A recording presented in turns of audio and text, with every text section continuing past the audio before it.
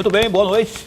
Está começando pela TV Pantanal, a sua rede TV, canal 22, uma emissora do Grupo Gazeta de Comunicação. Programa Opinião que começa agora e vai até às 8h30. Hoje, sexta-feira, 11 de junho de 2021. Como vai? Vai bem? Então, que você esteja bem, que você se mantenha bem. Hoje, política na veia, não é? A gente vai falar mais especialmente da política municipal aqui da capital de Mato Grosso. Está postos conosco aqui a vereadora do Partido dos Trabalhadores, Edna Sampaio. Mais uma vez a gente recebe a vereadora Edna com muito carinho aqui e vamos abordar esses assuntos. Não é de ver, eu queria muito sair dessas pautas aí, mas infelizmente temos que falar sempre de, não é questão de corrupção, não propriamente aquela comprovadamente verificada, né?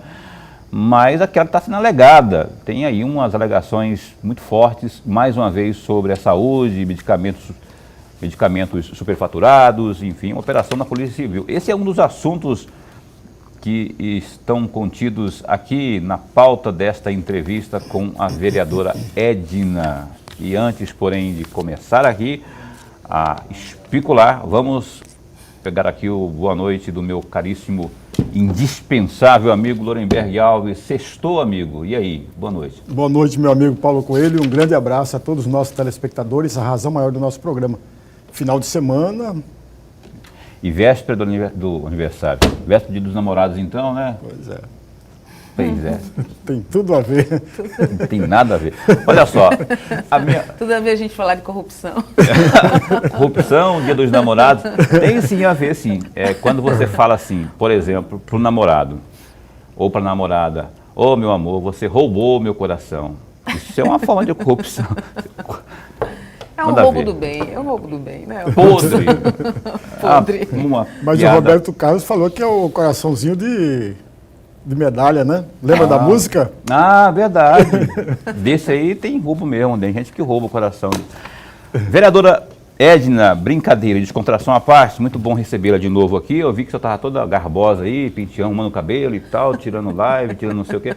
Muito bom recebê-la aqui de novo, né? Pra gente abordar esses assuntos não muito, né, tragáveis, mas a gente tem, em nome do bom jornalismo, que abordar aqui na Opinião. Muito bom recebê-la aqui. Muito obrigada, Paulo, Lorenberg. Público que nos assiste, é muito bom retornar a esta casa. Como eu disse da outra vez, eu estou sempre à disposição e é muito prazer estar aqui novamente.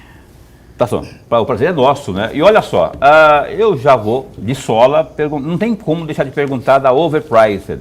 Overpriced é a operação que foi deflagrada aí pela Polícia Civil. E aí, vira e mexe, estão sempre com o dedo na mesma ferida, saúde pública. E aí, quando se fala em superfaturamento, né, de sobrepreço de valor, de remédios, aí dói mais ainda. Mas temos que abordar, e a senhora, enquanto fiscalizadora do povo, eleita para isso, né, uma das 24, o que tem feito e como tem acompanhado essa situação aí?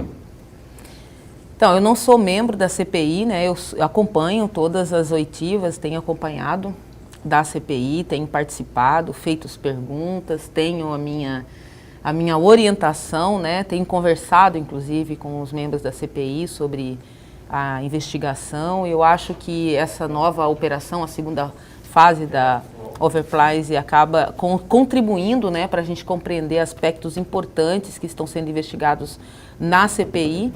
É claro que a CPI tá com uma parte do problema, né, que é a contratação de uma empresa responsável pela gestão de medicamentos lá no espaço da CDMIC. E a Overprice agora apresentou um outro lado que talvez tenha conexão. Eu vejo que há perfeito encaixe, né, dessas duas questões. São duas pontas do problema. Uma é a questão do armazenamento e a distribuição para as unidades, né, de saúde, a gestão desses medicamentos, né, o que explica a perda de toneladas de medicamentos que, inclusive, perderam este ano, né, alguns com validade agora, né, vencendo agora. E, por outro lado, essa operação que desnuda aí a compra superfaturada de medicamentos, mas não só, né? Também o excesso de medicamentos comprados, adquiridos para o período de 180 dias, muitos medicamentos dos quais não eram utilizados para o tratamento da Covid, né? Segundo as informações. Então, você vê aí que existe toda aparentemente, uma engenharia de interesses privados se colocando no espaço público, dentro de uma área que a gente sabe que é um campo minado, que é a área da saúde pública. Lamentavelmente, a saúde pública foi tão privatizada e ela é tão objeto dos interesses, né, dos interesses privados, que a gente vira e mexe está se defrontando com uma situação como essa. Tem uns passapanistas aí que dizem o seguinte: eu não concordo e é uma opinião, é muito particular minha. Ah, mas o medicamento venceu, isso é, aspas, normal, existe uma margem de possibilidade aí, né, de tolerância de medicamentos vencidos. Isso seria, aspas, comum aí em todos os cantos por aí na gestão pública. Eu não acho que isso seja normal. Para que existe controle, planilha automatizada, computadorizada? A tecnologia está aí para auxiliar nisso aí, para otimizar justamente o controle desses medicamentos, para não deixá-los vencer e aí, por consequência, causar prejuízo ao erário público. Agora, o próprio prefeito esteve aqui, a gente o entrevistou há alguns dias aí, e ele falando justamente disso aí, aliás, foi bem no dia mesmo aí que foi deflagrado, alguma coisa que foi deflagrada, eu não lembro o que foi, né? Foi bem no dia foi o dia que vazou aquele vídeo lá do depósito de medicamentos, ele explicando, tentando explicar, dando um ar de normalidade, que existe uma tolerância. Não concordo com isso, não. Eu acho que tem que ter esse controle e eu defino a apuração muito, muito profunda. E o próprio prefeito falou aquele dia aqui que colocou, ele disse, aspas, né, eu sugeri, pelo menos, a nossa bancada situacionista na Câmara que endossasse essa CPI aí para que possamos ir a fundo para descobrir aí o que há realmente, se há alguma coisa de irregular aí. Eu já, de antemão, já falo que não é normal um negócio desse. Rapaz, além de antibiótico e tudo mais, leite ninho, crianças passando fome aí, e de repente a gente vê uma situação como essa. Mas é só uma opinião muito pessoal e um desabafo também. Lourenberg Alves, chega mais. Vereador, antes de mais nada, a nossa alegria, nosso prazer e honra de tê-la mais uma vez aqui. Na primeira vez, o programa enriqueceu muito com a sua presença e hoje eu não tenho dúvida nenhuma que o nosso amigo telespectador já está ganhando com a presença da senhora. Obrigada. Eu vou explorar um pouco mais a resposta que a senhora acabou de nos dar, sobretudo as últimas frases que a senhora mencionou. A saúde pública. E aí eu vou provocar mesmo a reflexão da senhora, provocar sempre no bom sentido, vereadora. Ontem, na sessão de ontem, se não me falha a memória, a vereadora Michele Alencar, do DEM, afirmou que a Secretaria de Saúde de Cuiabá é uma, entre aspas, fábrica de notícias ruins, fecham aspas. Essa declaração, evidentemente, veio logo depois de que houve a renovação do contrato da empresa que cuida, que zela do centro de distribuição. Logo depois disso. Mas vou prosseguir ainda mais na provocação que eu gostaria de ouvi-la a respeito desta frase, da sua colega, a Michele. Em maio de 2019, uma forte chuva derrubou parte do teto da enfermaria do pronto-socorro. 2019 é o mesmo prefeito atual, de acordo com a Gazeta Digital. O amigo telespectador pode ir lá em maio de 2019 vai encontrar essa notícia. No dia 14 de outubro de 2011, portanto, na gestão do prefeito Galindo, em razão de fortes chuvas, desabou o teto em 3 pontos no pronto-socorro, de acordo com o G1. No dia 3 de junho de 2014, no prefeito Mauro Mendes, parte do teto do pronto-socorro desabou. E isso por conta de uma infiltração no teto do andar superior. E aí vamos caminhar mais ainda. Em abril de 2016, vereadora, ainda na gestão Mauro Mendes, na Prefeitura de Cuiabá, os médicos de Cuiabá, os médicos do município de Cuiabá, completaram 50 dias de greve. 50 dias de greve em razão do baixo salário, da falta de condições necessárias para o bom desempenho da profissão, sobretudo pronto-socorro, falta de medicamentos. 50 dias de greve.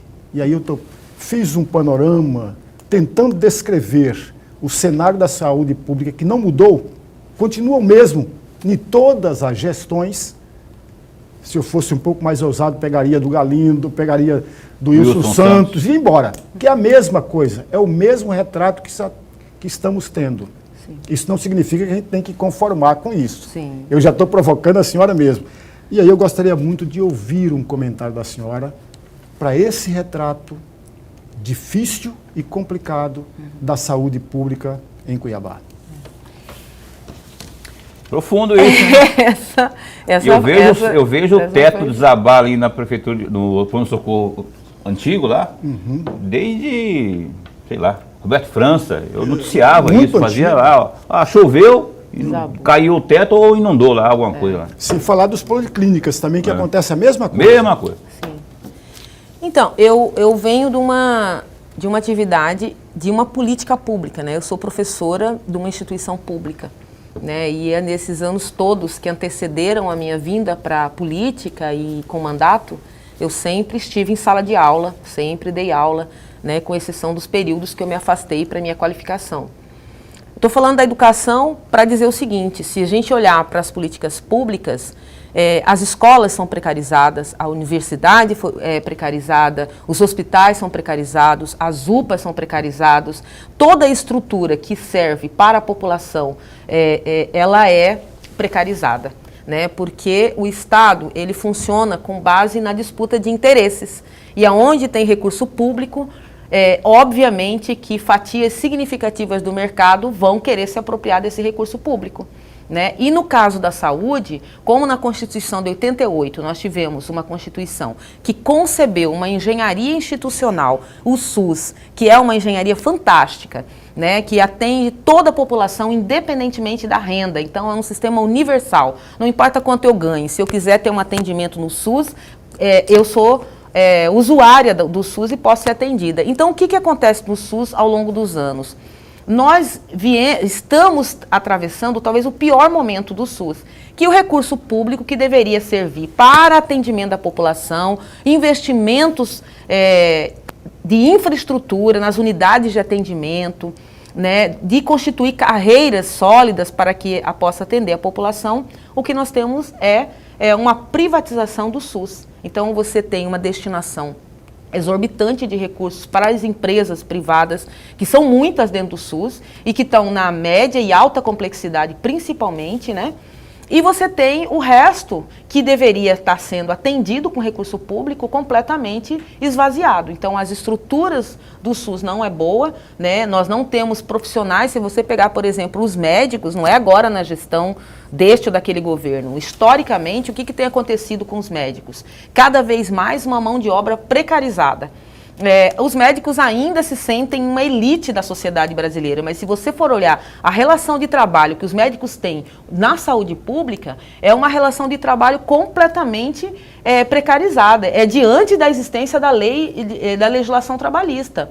Ou seja, criaram agora a privatização da contratação da mão de obra, por exemplo, onde o médico tem que ser membro, entre aspas, de uma cooperativa que presta serviço para o Estado, e assim a empresa é contratada, ou essa empresa ou essa cooperativa é contratada pelo poder público, o poder público destina recurso público para essa empresa privada que paga os médicos e muitas vezes deixa os médicos meses sem pagar.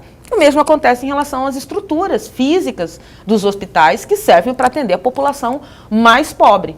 Criou-se no Brasil uma ideia, e aqui em Cuiabá e Mato Grosso não é diferente, de que tudo que é público é algo que é menor, que não interessa, que é pior, né? Quando então, deveria ser o contrário. Quando deveria ser o contrário, porque quando você tem um hospital, o orçamento da saúde e da educação é o que mais consome recurso público. E para onde exatamente que esses recursos estão indo? Eles estão indo para atender de fato a população ou eles estão indo para enriquecer alguns bolsos que, através de, muitas vezes, de esquemas de licitação fraudulenta, acaba desviando bilhões de recursos da saúde pública. Então, o problema do telhado do hospital é o mesmo problema dos medicamentos, que é o mesmo problema da falta de médico nas unidades de saúde, que é o mesmo problema da priorização da saúde nos leitos de UTIs, nos leitos hospitalares e o descaso com a atenção primária, com a atenção básica. Então, há uma lógica mercadológica,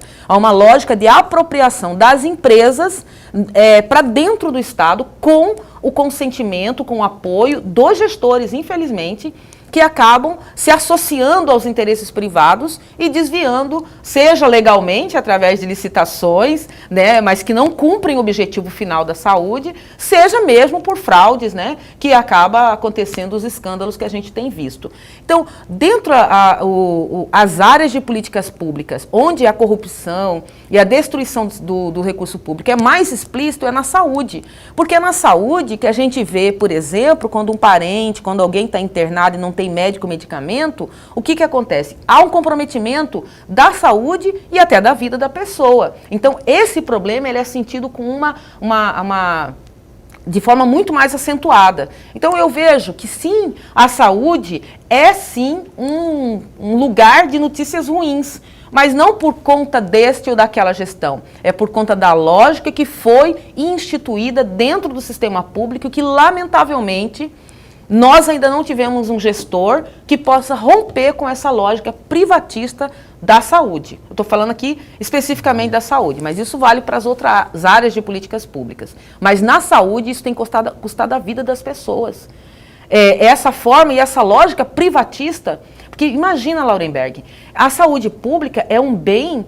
Ter saúde é o primeiro direito que a pessoa tem na vida. Se você não tem saúde, você não tem mais nada, nenhum direito. Então, e aí o que acontece? Quando você entrega parcela significativa da saúde para a iniciativa privada, qualquer empresa, seja ela qual for, se ela está no mercado, qual é o objetivo dela? É lucro. Dias atrás eu acompanhei uma senhora de Cáceres, inclusive, que me ligaram desesperados porque estava num hospital privado, a mulher estava com um problema sério e eles não queriam fazer o atendimento da mulher porque era um hospital privado, né? E a mulher não tinha dinheiro para pagar. Ou seja, aonde é que está, quando é para fazer a cooperação, o convênio com o SUS, receber do SUS, mesmo nos leitos que não estão sendo utilizados, ok, a saúde privada serve, né? A saúde privada comparece. Mas quando é para atender um cidadão que paga seus impostos e que está ali, prestes a morrer sem atendimento, pode morrer, porque ali só pode entrar quem paga.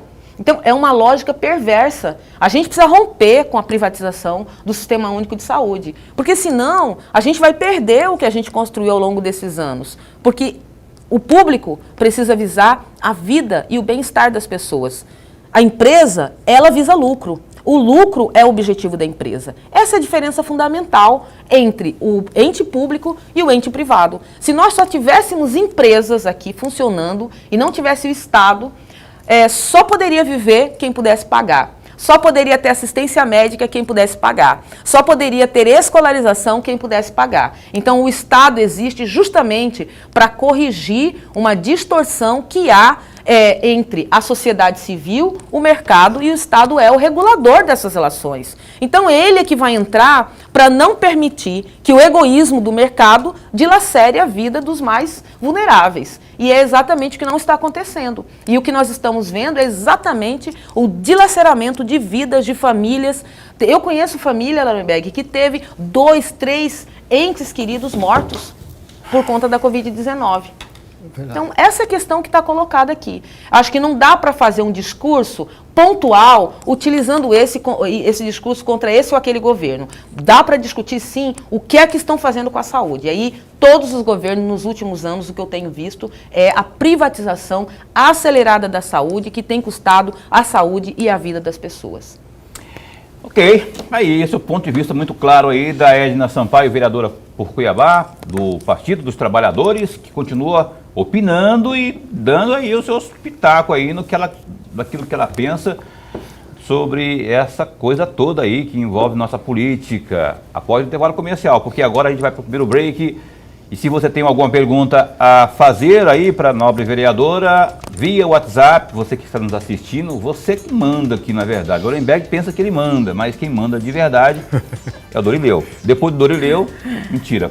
Quem manda primeiro aqui é o telespectador, depois é a Caroline e depois o Dorileu. A gente volta já após o intervalo comercial e tá aí, ó, 99932-2529. A gente volta num instante só.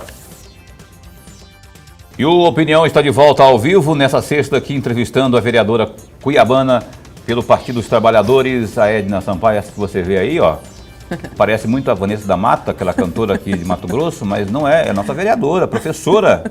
É aquela que foi professora sua, mesmo, que está agora como vereadora, que está aqui conosco nessa noite, nos concedendo essa entrevista também. É conhecida como esposa aí do William Sampaio, que está ali. Ele não quis entrar aqui no estúdio, né? Ele está ali na recepção. Ele está tímido hoje. Está tímido hoje, né? Sei. O Lorenberg é esse que está aqui à minha direita, também é aquele professor que foi seu mestre aí, que agora que é aqui que manda aqui no Opinião. Vamos aos destaques do Gazeta Digital, www.gazetadigital.com.br. Falando de pandemia, com 36 novas mortes, Mato Grosso tem 2.229 contágios em 24 horas. Dados da Secretaria de Estado de Saúde, a SES, divulgados nesta sexta-feira, dia 11, mostram que Mato Grosso registrou 36 novas mortes e 2.229 contágios pela Covid-19 nas últimas 24 horas. Com a atualização, o Estado passou a contabilizar 426.571 casos, sendo que destes, em 11.366, as vítimas não resistiram à doença. Do total de contágios notificado, em 400.161 ocasiões, as pessoas se recuperaram do vírus. Paralelamente, a taxa de ocupação de unidades de terapia intensiva, as UTIs, está na casa dos 88,07%, enquanto o índice semelhante para o uso das enfermarias é de 41%. Ambos os índices voltaram a subir aí no último mês. Mais um destaque do Gazeta Digital. O governador Mauro Mendes, do Democratas, afirmou que a meta do governo é terminar 2021 com 100% da população vacinada contra a Covid-19. A expectativa é em relação à compra da Sputnik V, que teve autorização liberada pela Agência Nacional de Vigilância Sanitária Anvisa e com a qual o Estado firmou o compromisso para comprar 1.200.000 doses. Abre aspas para o Mauro Mendes. No segundo semestre, a expectativa é muito grande. Eu tenho certeza que vamos ter muita coisa positiva e a meta é chegar ao final do ano com 100% da população vacinada. Fecha aspas aí para o governador. Segundo Mauro Mendes, o governo tem dinheiro em caixa para pagar os cerca de 67 milhões para adquirir aí 1.200.000 doses de imunizante, no caso desse imunizante aí, né?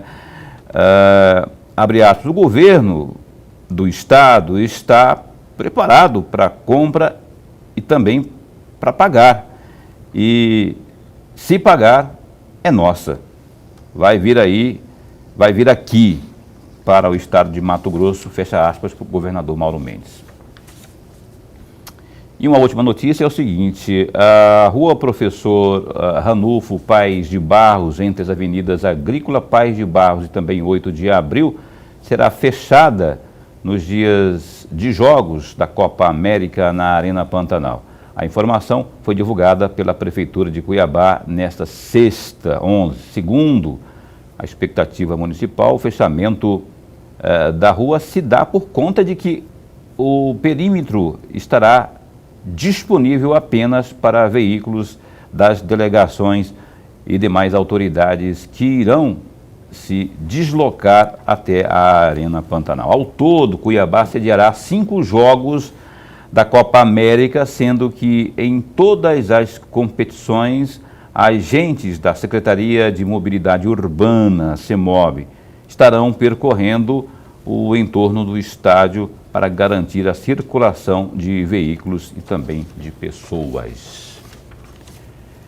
Só clicar aí www.gazeta digital e se informar mais. Lá tem esporte, tem cultura, tem política, polícia, culinária, o que você imaginar tem no Gazeta Digital.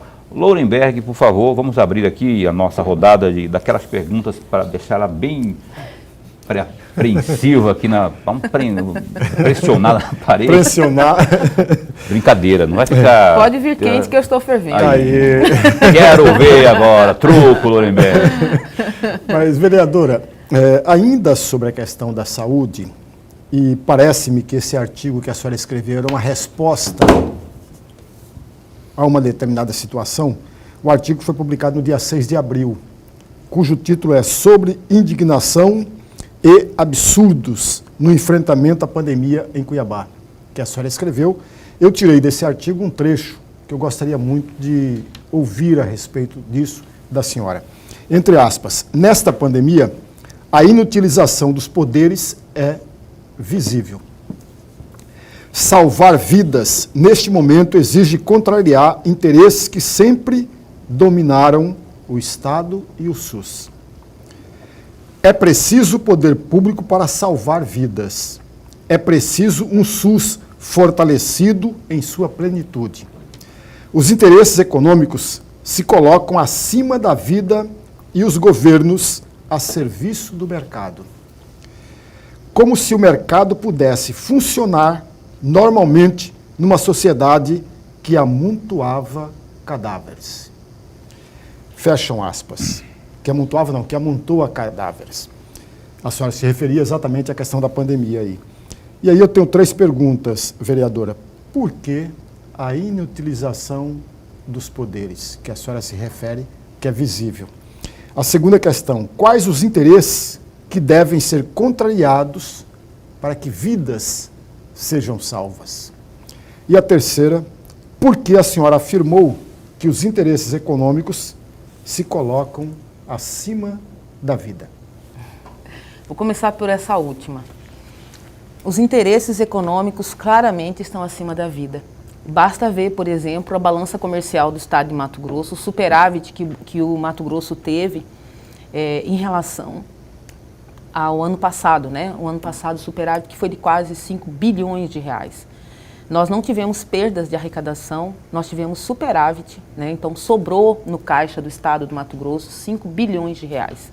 E o governo está falando agora de comprar alguns milhões de reais, né? E chega a 1 bilhão de reais em vacinas. Ou seja, nós poderíamos ter antecipado a compra das vacinas antes. Nós poderíamos ter articulado entre o Estado e o município para fazer atendimento lá nos bairros, na atenção básica, comunicação em saúde, educação em saúde, para que as pessoas pudessem saber a importância do distanciamento, do uso de máscaras. Aqui, eu acho que é um exemplo ruim claro, a gente está com distanciamento, né? Mas as pessoas precisam entender que o uso da máscara é muito importante. E nós não fizemos isso, nem o Estado se articulou com o município, nem o município fez. Hoje, a secretária de Saúde foi à Câmara apresentar um relatório quadrimestral de saúde. E, novamente, a atuação na saúde, na atenção básica, é muito baixa. Nós tivemos, nesse período todo de pandemia em alta, uma cobertura vacinal inferior a 60%, o que significa que, além da pandemia, nós podemos ter surtos de outras doenças que estavam controladas por outras vacinas, né? Sarampo, meningite, entre outras. Então, olha o risco que nós estamos correndo. Nós não tivemos até agora uma política decente de renda para as pessoas e as pessoas estão passando fome. E nós temos o Estado, o município e o governo do Estado assumir uma posição de sociedade civil. É como se eles quisessem chamar a sociedade para vir fazer caridade aos mais pobres, quando eles têm obrigação de instituir políticas públicas para que as pessoas tenham direito à vida. E a vida não significa apenas não se adoecer de Covid, não ser internado por Covid, mas é também ter acesso aos bens de saúde, de educação, né, ao mercado, à economia, ao direito de se alimentar com segurança. E nós temos uma sociedade onde grandíssima parte dessa população, nós estimamos em torno de cerca de 20% mais ou menos da população com esse problema de alimentação aqui em Cuiabá. Isso é muita coisa, né? Nós tivemos também, durante esse período da pandemia, a continuidade de incentivos fiscais àqueles que já ganham muita grana e que já têm todo o poder, que é o pessoal do agronegócio. O pessoal do agronegócio precisa, de alguma forma, se conscientizar que eles não podem controlar a política, a economia, o Estado inteiro e a sociedade inteira funcionar para os seus interesses, para os seus negócios, às custas da vida das pessoas. Por que é que a gente não pode fazer uma política de renda básica aqui no Mato Grosso, que é um estado tão rico, que tem 5 bilhões de sobra no caixa, que dá ao ano 5 bilhões, outros 5 bilhões para um grupo pequeno que produz pouquíssimo emprego no estado, que destrói o meio ambiente, coloca veneno na nossa mesa? Então, há um interesse privado muito maior do que a vida das pessoas no estado de Mato Grosso, e é muito lamentável, porque uma parte que poderia dar aos mais pobres não tornaria pobres os que são ricos, os que são muito ricos. É muito egoísmo dos muito ricos que querem fazer seus governadores, seus prefeitos, seus deputados, seus senadores, né? E não querem dar aos pobres absolutamente nada. Então, é claro, e só para terminar, quando a gente eu acionei o poder público, acionei o judiciário por conta da renda, e não houve resposta do judiciário. O judiciário lavou as mãos em relação à tragédia que nós estamos vivendo aqui. O judiciário é um poder importante nesse momento. Aqui no Mato Grosso deveria estar agindo para impedir que os governos transfiram renda para os bilionários e coloquem os mais pobres, e aqueles que nem eram mais pobres, mas por conta da pandemia, acabaram se colocando numa situação muito dramática, inclusive de sobrevivência, de ter o que comer.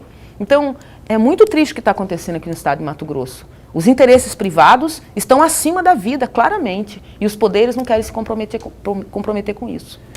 Tá certo. Eu quero fazer só uma observação aqui na fala en passant que a senhora fez aí. Aqui a opinião toma todo o cuidado do mundo com esse negócio de Covid. Então, nosso distanciamento aqui, ele é radical. Aqui, ó. Radical no que diz respeito a obedecer aquilo que determina a lei, não é? Então, aqui estamos a lei determina um metro e meio, né? Aqui nós estamos a pelo menos 2, né? Então, estamos de boa, por isso estamos sem máscara. É só para explicar, porque senão... Eu acho que é importante falar isso. Falou é importante, porque senão parece que a gente está com demagogia ou com tipo de... Sim, a gente só está sem máscara porque tem distanciamento, porque tem, e que é para cumprir mesmo.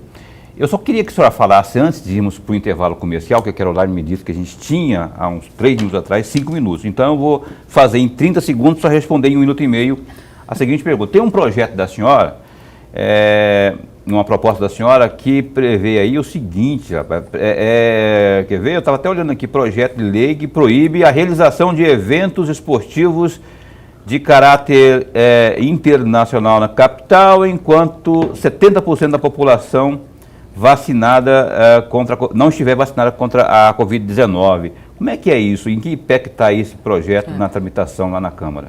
Então, esse projeto ele foi apresentado pelo seguinte: nós vamos ter uma Copa América. Eu não sou contra a Copa América, eu sei que o povo brasileiro, o povo cuiabano é apaixonado por futebol, né? Então, isso é uma alegria que as pessoas precisam ter no momento de tanta tristeza, né, gente? O problema é que mesmo que não tenha público, nós estamos falando de delegações estrangeiras que vão vir para cá. E é muito difícil que a gente consiga controlar, vedar. Nós não temos... A história de combate à pandemia aqui no Mato Grosso, em Cuiabá, é uma história de descontrole, de desplanejamento, de não planejar, de não controlar. Nós nem sabemos, não temos essa experiência. Então, ao abrirmos nossa cidade para a Copa América, ainda sem público, nós corremos o risco de trazer outras cepas que, porventura, não estejam circulando aqui e que vão contaminar a população, antecipando, inclusive, a terceira onda aqui no município. Né? Então, a ideia era que, já que o prefeito tinha ido negociar com o presidente da República, as doses suplementares da vacina para vacinar, pois então que a Copa América pudesse ser realizada com segurança total para a população, né? E isso poderia ser feito de forma acelerada, pelo menos começar a fazer isso durante a Copa América. Então, mas infelizmente, a Câmara, mais uma vez, reprova um projeto. Ele não né? passou. Não passou pelo regime de urgência e provavelmente, quando ele voltar para a sessão, já terá sido obsoleto em relação à Copa América. Então, a gente vive Ele não tem visto de iniciativa no seguinte sentido, de que se você está propondo 70% da população vacinada, você está propondo que se gaste com isso e propor gastos para o Executivo, aí entra naquela história do visto de iniciativa. A senhora verificou com a sua assessoria se isso é perfeitamente... Então, esse é um debate que eu quero fazer publicamente aqui em Cuiabá. Eu até falei na outra sessão da Câmara, na última, que nós precisamos discutir qual é a competência do Legislativo. Porque o tempo inteiro, essa coisa do vice de iniciativa é invocado para impedir o vereador ou a vereadora de legislar. O que pode a Câmara? Há uma discussão sobre isso. Não, isso porque qual é a capacidade, o que a gente pode legislar que não vai implicar em custo para o poder público? Qual é a política pública que nós vamos poder regular que não vai significar custo para o poder público? Então, nós só vamos ficar fazendo lá moção de aplauso, porque é a única coisa que não vai ter custo nenhum para o poder público. Ou propondo trocar nome de rua. Trocar nome de rua. Paulo Coelho, exato. E eu acho que o vereador, ele é uma pessoa mais próxima da população, ele precisa ser o legislador do município. Verdade.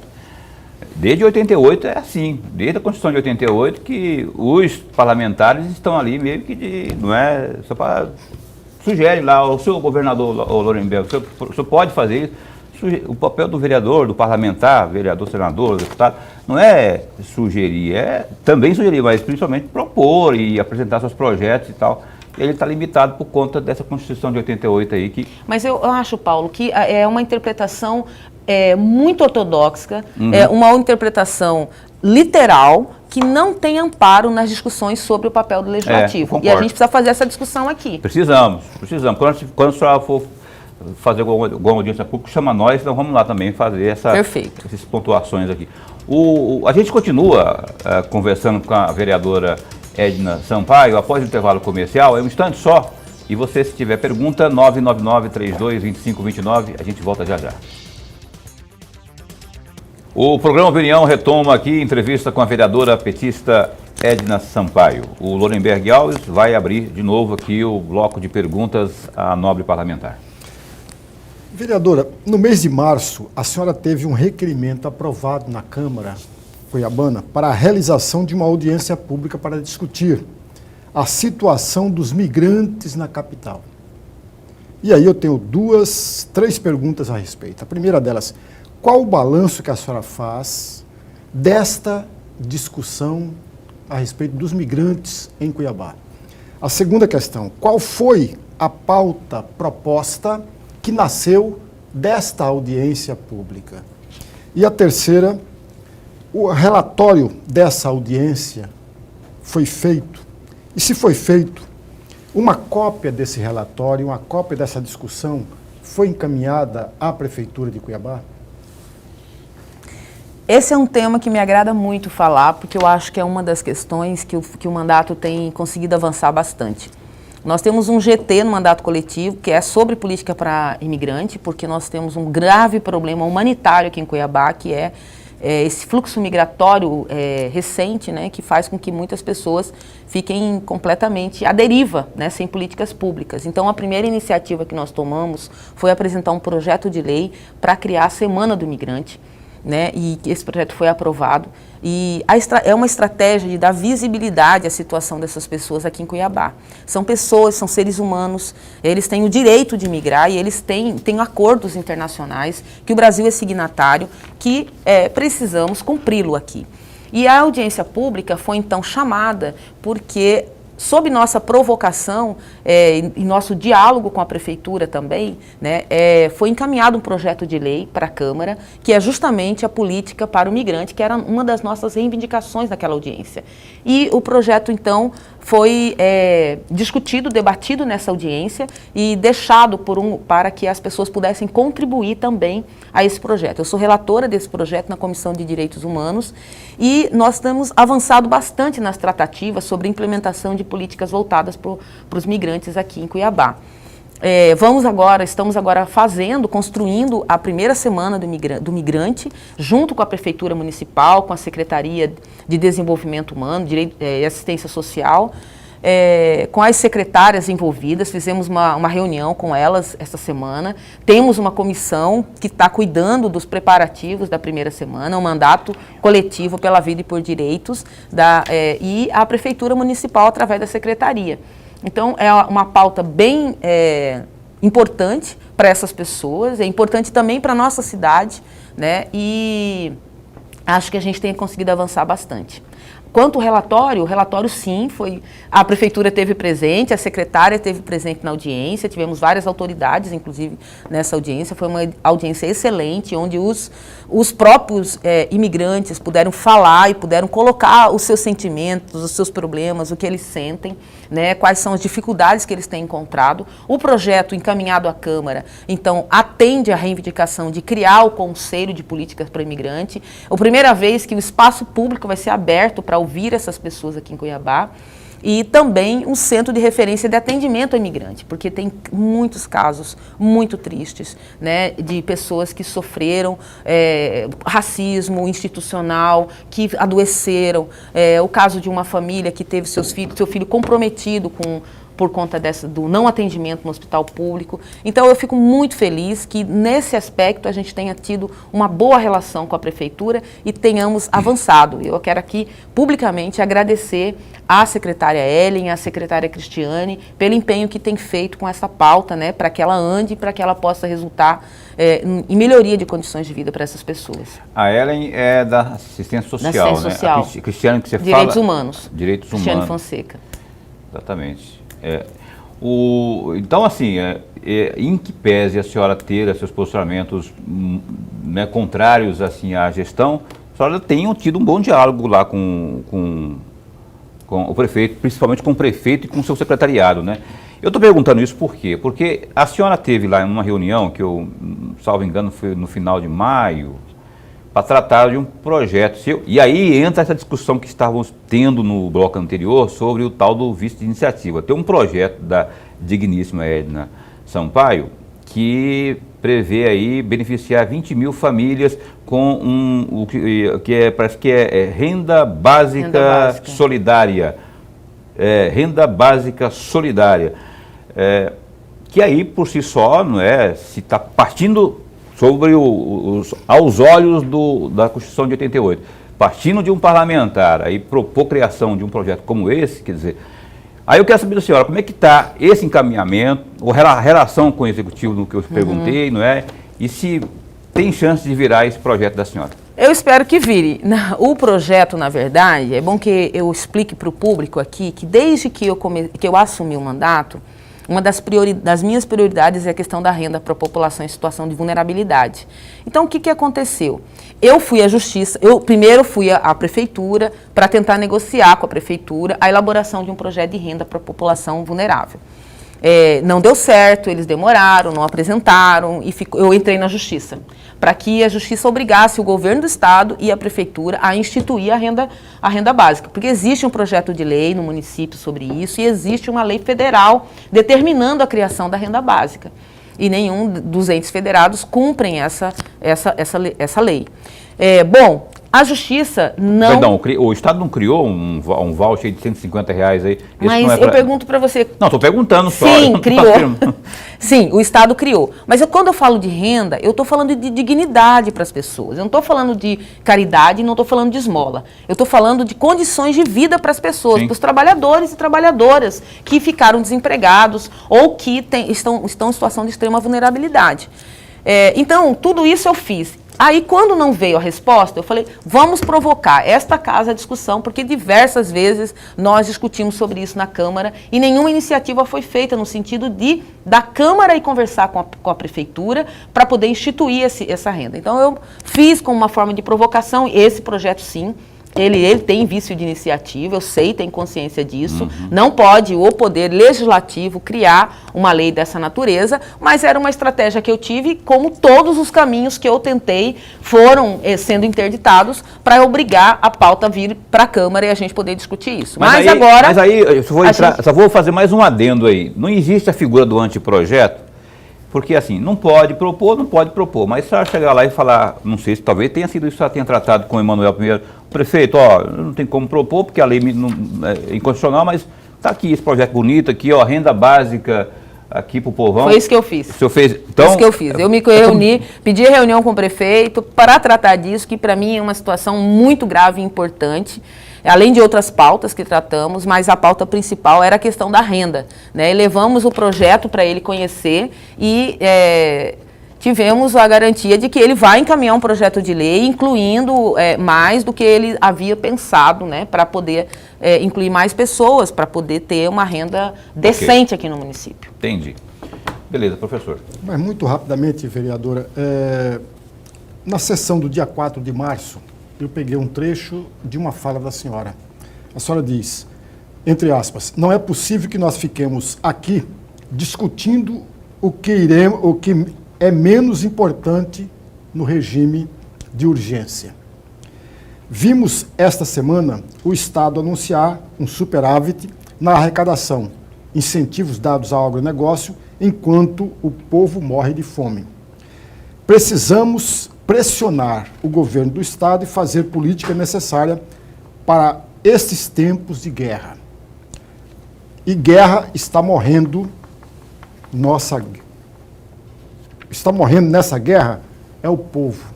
E aí fecham aspas. Eu tenho duas perguntas a respeito, para provocar mesmo uma reflexão interna na Câmara de Cuiabá. O que é menos importante e o que é mais importante num regime de urgência? Essa é a primeira questão. A segunda questão, a senhora poderia apontar, nesse período pandêmico, qual foi o erro cometido pela Câmara cuiabana? O mais importante é discutir como é que o Poder Legislativo pode contribuir com a sua competência para salvar a vida das pessoas. De que forma? Controlando, acompanhando a questão da vacinação, fazendo com que os grupos prioritários realmente fossem grupos prioritários, o que não aconteceu. Foram 9 projetos apresentados na Câmara Municipal desde fevereiro para organizar indicação dos grupos prioritários. E não foi votado isso até hoje, né? E a Prefeitura foi colocando, incluindo grupos prioritários ao bel prazer, né? E você sabe que quando o cobertor é curto, se você puxa de um lado, o outro lado fica sem cobertor. E foi isso que aconteceu aqui em Cuiabá, né? Porque não tinha um plano que tinha claro definido quem eram os grupos prioritários para que as pessoas pudessem ter uma expectativa em relação a quando iriam se vacinar. E nem um controle de quantas pessoas em cada grupo foram vacinadas, para a gente saber exatamente quantos dos mais vulneráveis estavam sendo vacinados, estava progredindo a nossa vacinação. Hoje nós temos 8% de pessoas imunizadas aqui em Cuiabá. É muito pouco, né? Imunizadas, que eu digo, com as 2 doses. Então, isso também se deve à ausência do Poder Legislativo, né? A outra coisa é que nós deveríamos estar discutindo se o Poder Legislativo não tem a competência para criar a legislação que confere renda às pessoas mais vulneráveis, deveria ter chamado o prefeito, deveria ter chamado a gestão municipal para discutir um programa que pudesse atender a necessidade do povo cuiabano. E nós optamos, quando eu falo nós, é porque eu me encontro nessa casa, mas eu tenho brigado, tenho lutado muito para que a gente não fique pautando homenagens a pessoas, né? Não que isso não seja importante, eu não sou contra as homenagens, mas no momento em que o povo sofre tanto, né, e que nós estamos ali para cumprir um papel de representar a voz desse povo, nós deveríamos ter priorizado os temas relacionados à pandemia e deixado as homenagens para um outro momento, né? Nós deveríamos ter nos mobilizado, nos colocado a serviço do povo cuiabano, criando leis que de fato pudessem ajudar a salvar vidas e a minorar os problemas que tivemos na vacinação. Até hoje nós temos uma confusão na vacinação. né? Então, assim, todo mundo vê isso, todo mundo está percebendo isso. Mas além da questão da pandemia, com essa desorganização que nós estamos vendo e com a ausência do Poder Legislativo para poder ajudar o Poder Executivo, o que nós vamos ter daqui a pouco é, além da pandemia, outras endemias, outras doenças que vão aparecer sem que o sistema público de saúde tenha sido organizado para atender essas demandas extras. Tá certo. A senhora teve também, estou tentando lembrar aqui, mas tem uma proposta da senhora acerca da CPI. Nessa reta final do programa, eu queria que a senhora desse uma pincelada, pelo menos, pedindo uma cariação entre a Norge Pharma e, tentando lembrar quem mais, mas a senhora pedindo, estava até lendo aqui, a senhora pedindo essa cariação aí, entre os relatórios encaminhados aí pela empresa Norge Pharma e também a Secretaria Municipal de Saúde. A senhora está acompanhando direitinho isso aí? O que a senhora pretende com essa cariação aí? Não, o público aqui tem que compreender o seguinte: por que os medicamentos apodreceram, né, estragaram no Ceremic? Porque houve compra exagerada, que não precisava? Essa empresa realmente prestava o serviço? Ou essa empresa foi contratada, é uma empresa de fachada, né? Porque se ela foi contratada para prestar o serviço, ela deveria estar fazendo a gestão dos medicamentos na CDMIC. Se ela estava fazendo a gestão dos medicamentos da CDMIC e no contrato consta que ela iria produzir relatórios, ela tem relatórios de todo tipo lá. Sim. Relatórios mensais, relatórios quinzenais, e são os relatórios que seriam feitos através do sistema, que no contrato da empresa também está, que ela disponibilizaria uma plataforma, um software, que seria o software que alimentaria as informações sobre as demandas das unidades que precisariam de medicamentos, e essa empresa, então, faria a sistematização de todas as demandas e enviaria para o setor de compras para que eles comprassem em cima da demanda das unidades. Okay. Porém, quando você chama a pessoa que estava na unidade, que era responsável pela compra, indicar quais os medicamentos que tinham comprados, eles não sabiam qual é o serviço que a Norge Pharma prestava para a Secretaria de Saúde. Então, é preciso pegar esses relatórios para saber que tipo de relatórios eram produzidos pela Norge Pharma. E como que era feita a demanda por cada unidade, para saber se realmente existia um relatório e se, de fato, esse relatório tinha conexão com as unidades de saúde. Certo. Porque o serviço que essa empresa prestava para a prefeitura não está esclarecido se, de fato, eram prestados. Essa é a minha visão. Tá certo. Foram pagos mais de 11 milhões para essa empresa, né, desde que começou de janeiro até agora, e foi renovado o contrato pela Prefeitura Municipal agora, né, semana passada, retroativo ao mês de janeiro. Verdade. E uma coisa que eu acho que não tenho mais tempo para seguir, não é com o assunto, mas que eu acho que deviam os vereadores também concentrarem é saber como que é feito o controle disso, meu Deus do céu, naquela central de distribuição de medicamentos. Se é pelo caderninho antigo ou se tem um sistema automatizado. Não pode ser pelo caderninho. Não pode ser. O contrato está dizendo lá que a empresa enviaria relatórios e disponibilizaria um software. E é isso que eu estou querendo fazer a cariação. Eu quero saber qual é o software e quais os relatórios, para quem ia esses relatórios, quais as informações que estavam. Perfeito. Tomara que tenhamos uma boa resposta aí, que possa trazer clareza a essa discussão toda aí. Mas, enfim, vereadora, muito, muito bom tê-la aqui de novo. Eu gosto muito quando a senhora vem aqui, porque a gente aborda sempre um lado diferente, não é? E a opinião está sempre a postos para bem informar. Sempre que tiver lá demanda de boas notícias, principalmente, né? Estamos aqui para recebê-la muito bem. Muito obrigado. Obrigada, Paulo. Obrigada, Lorenberg. É sempre um prazer estar aqui novamente. Obrigada a vocês que nos assistiram até agora. E eu sempre digo, estou à disposição, sempre que quiserem conversar, falar comigo, é só me chamar que eu venho. A gente dá um jeitinho, velho. Dá um jeitinho, né? Um abraço pro William Ô, William, amanhã é dia dos namorados, né? Se é que você me entende, não é? Mas ela com essa frase aí, vem que eu tô fervendo, não sei o quê. Então, o William Sampaio, que foi presidente do PT, muito obrigado também, tá aqui na sede também, veio aqui, um abraço para você. E Lorenberg, a gente se encontra na segunda. Até segunda-feira.